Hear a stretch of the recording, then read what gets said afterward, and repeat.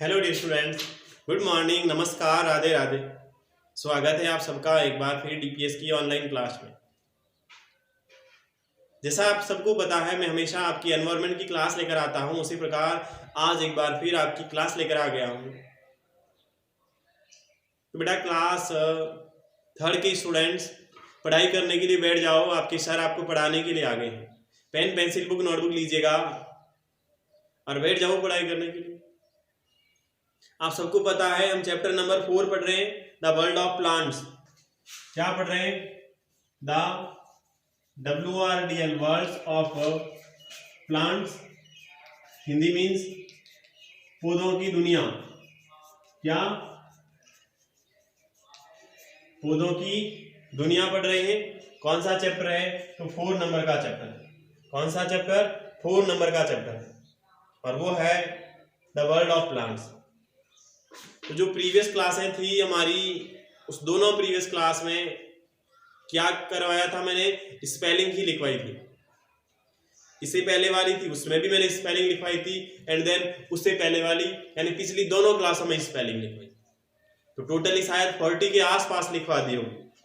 38-40 spelling मैंने आपको लिखवा दी है इस चैप्टर की। तो बेटा मैंने किसी लिए लिखवाई है? हाँ बताओ, किसके लिए लिखवाई है? मैंने लर्न करने के लिए लिखवाई है, ताकि आपको जब चैप्टर आप पढ़ोगे तब वो आपको लर्न होगी, तो चैप्टर बेटा इजी से समझ में आएगा। जब स्पेलिंग आपको याद होगी तो चैप्टर आपको इजी से समझ में आएगा, इसीलिए स्पेलिंग लिखवाई है। तो उम्मीद करता हूं आपने अवश्य लर्न की होगी। तो पेज नंबर 24-25 निकाल दीजिए अपनी बुक में। आज बेटा एक्सप्लेन करना शुरू कर दे, पढ़ना शुरू कर दे कि कैसी होती है पौधों की दुनिया। पौधों की दुनिया कैसे होती है तो वो हमारे को पता करना है। तो पेज नंबर 24 और 25 ओपन करके, जो आपकी बुक में पेज नंबर 24 पर द वर्ल्ड ऑफ प्लांट्स लिखा हुआ है, उसमें देखिएगा सबसे अबाव के अंदर इंट्रोडक्शन लिखा हुआ होता है चैप्टर का कुछ। उसमें लिखा हुआ है कि we get lot of things from the plants, यानी हम पौधों से बहुत सारी चीजें प्राप्त करते हैं। जैसे कि फूड लिखा हुआ है, फ्रेश एयर लिखा हुआ है, फ्रूट्स लिखा हुआ, वेजिटेबल्स, फ्लावर्स एटसेट्रा। यानी ये चीजें हम किसे प्राप्त करते हैं? पौधों से प्राप्त करते हैं।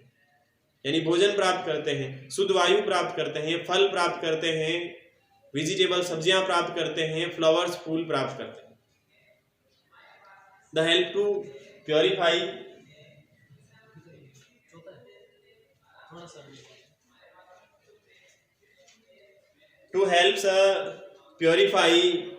they help to purify the air।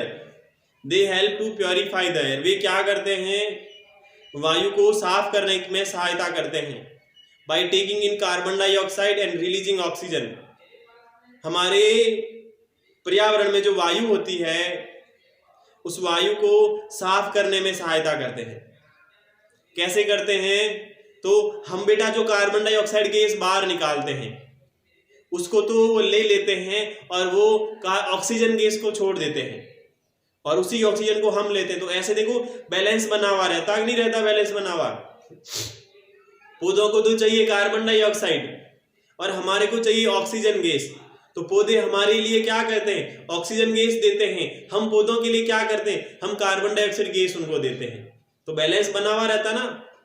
जो पौधे को चाहिए हम उन पौधों को दे देते हैं, जो हमारे को चाहिए पौधे हमारे को दे देते हैं।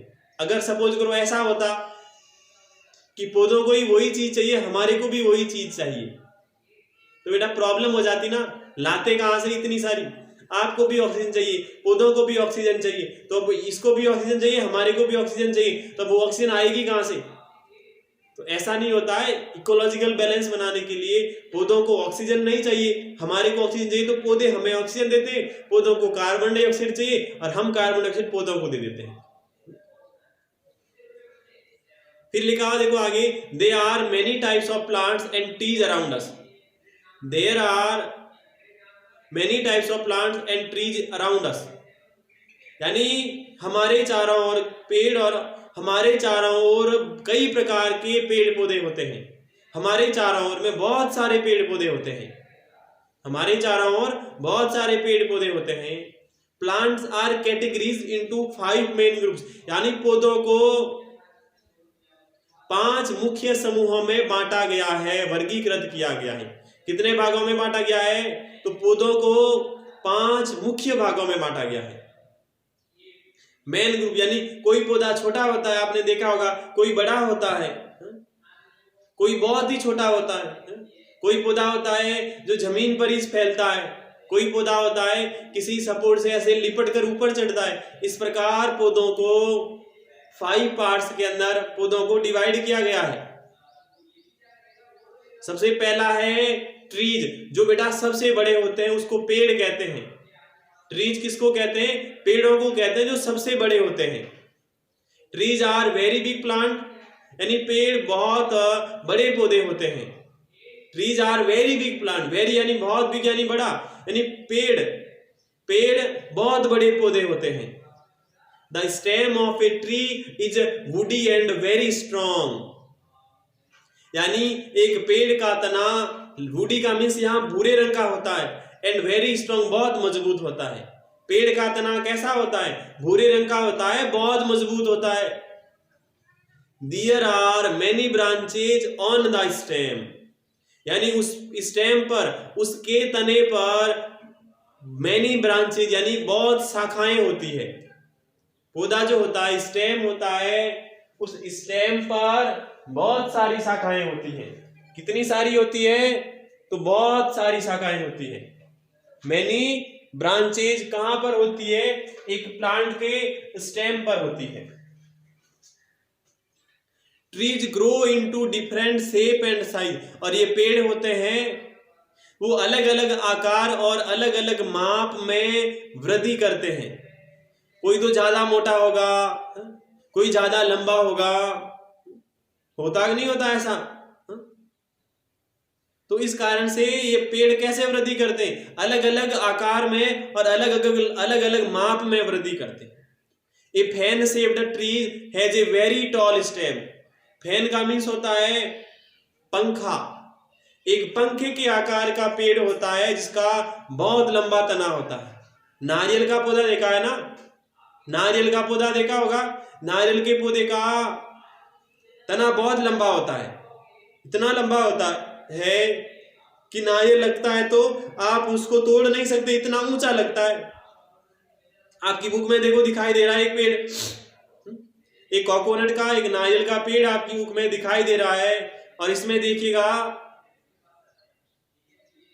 उसके एक ऊपर होता है ना गुच्छा, यानी सारी लीफ, सारी पत्तियां भी ऊपर ही लगी हुई रहती हैं। इस कारण से ये देखो ऐसा दिखता है जैसे कोई टेबल पंखा खड़ा है। आपके घर में फैन कैसा होता है? ऐसा होता कि नहीं होता फैन? ऐसा होता कि नहीं होता? बताओ फैन ऐसा होता ना fan?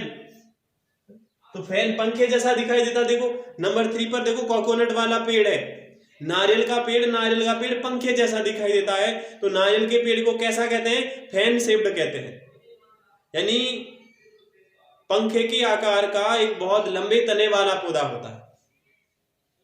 Only few leaves and fruits grow on its top like coconut tree.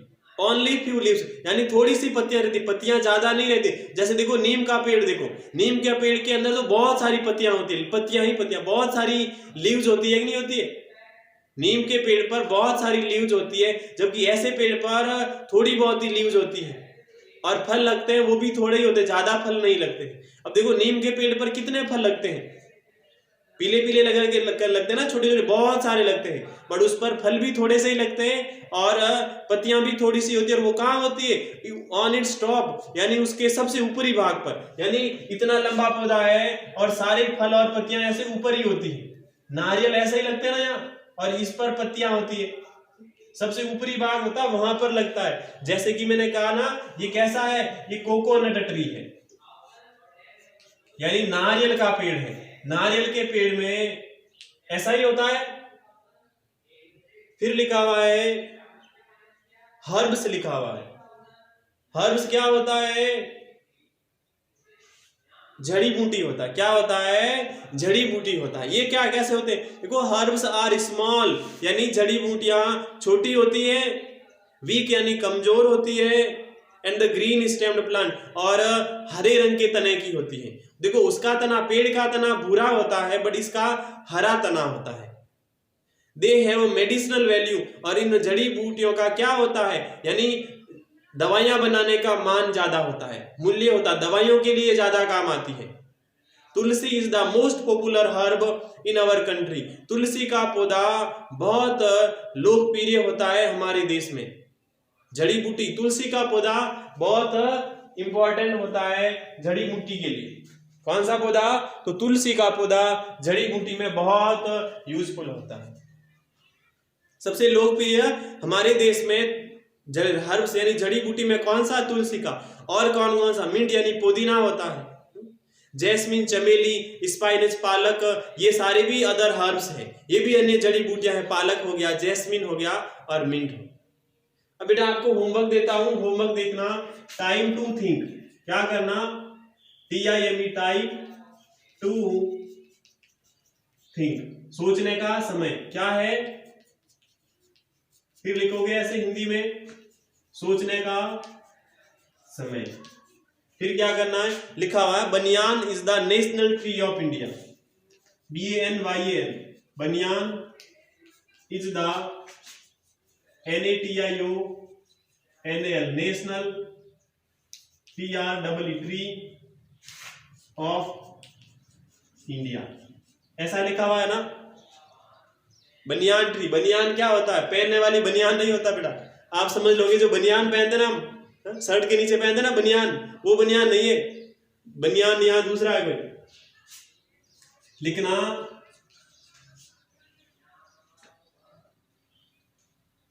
बरगद भारत का राष्ट्रीय वृक्ष है। भारत का, इंडिया का नेशनल ट्री, इंडिया का नेशनल ट्री क्या है? बनियान है। बरगद भारत का राष्ट्रीय वृक्ष है। बनियान जो ट्री होता है, आपकी बुक में देखो बीच में फिगर दे रखी है ना बनियान ट्री की, बीच में फिगर बनियान ट्री की ही दे रखी है। तो ये क्या है? ये इंडिया का नेशनल ट्री है। होमवर्क यही करना है, अब होमवर्क ये करना है अच्छा सुंदर अक्षरों में। फिर बेटा आगे आएगा सर्ब्स, SHRUBS, इसको झाड़ियां कहते हैं। ये बेटा हम हमारी अगली क्लास में पढ़ेंगे। अब टाइम हो गया है क्लास का, तो आगे वाली क्लास में सर्व्स पढ़ेंगे। उम्मीद करता हूँ सारी चीजें समझ में आई होगी। अब आपसे विदा लेता हूँ, तब तक के लिए बेटा खुश रहें, मस्त रहें, तंदुरुस्त रहें। बाय बाय, कल मिलते हैं वापस, ठीक है ना? Bye bye, have a nice day, thank you.